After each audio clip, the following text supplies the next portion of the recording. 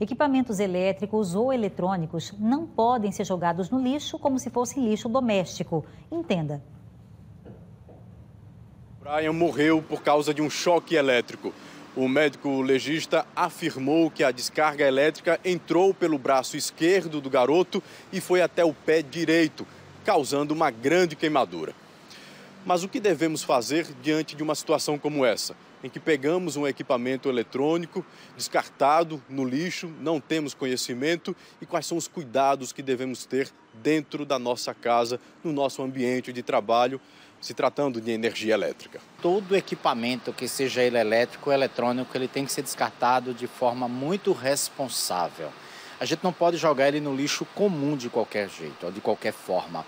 Exatamente por quê? Porque alguém pode pegar, e aconteceu com uma criança, mas poderia ser um adulto que decidisse consertar o equipamento sem ter o conhecimento necessário para isto fazer.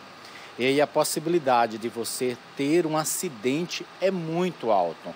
A gente tem que lembrar que os equipamentos eles são configurados para trabalharem normalmente ao nível de tensão das residências, mas dependendo do que você faça no equipamento, esse nível de tensão pode se alterar muito, como o próprio IML confirmou que foi a descarga de alto nível de tensão. Então demonstra que alguma coisa aconteceu, tá, para elevar esse nível de tensão. Então a gente precisa tomar muito cuidado. Então descartar primeiro de forma controlada, de preferência quando é um equipamento que você comprou, você devolve para o fabricante. Existem várias empresas que fazem o que a gente chama de engenharia reversa.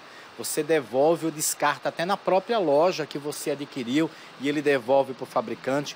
Ou então você faça isso direto no ponto de recolhimento. A Equatorial tem alguns, né, na cidade, onde você descarta material vidro, material eletrônico para poder fazer esse controle adequado, tá? E aí sim, isso não gerar nenhum risco e até um impacto para o meio ambiente. Se esse equipamento por algum motivo foi descartado, e a gente viu que choveu esses dias, ele estava internamente molhado.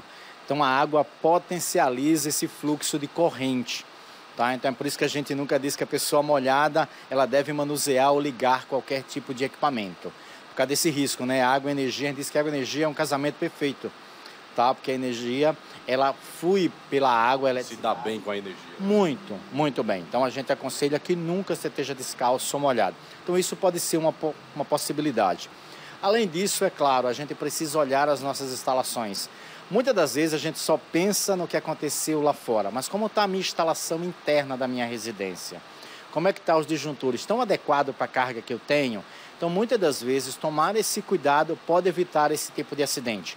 Se os meus disjuntores estiverem dimensionados para que em um curto eles atuem de forma imediata, isso poderia ter sido evitado. Claro, ninguém nunca imagina que isso vai acontecer, mas dimensionar a instalação elétrica da residência para aquilo que você tem, isso não é só uma medida obrigatória, porque isso está em legislação, mas isso é gostar e salvar as pessoas que estão dentro de casa. Da sede da Equatorial, Alan Garcia.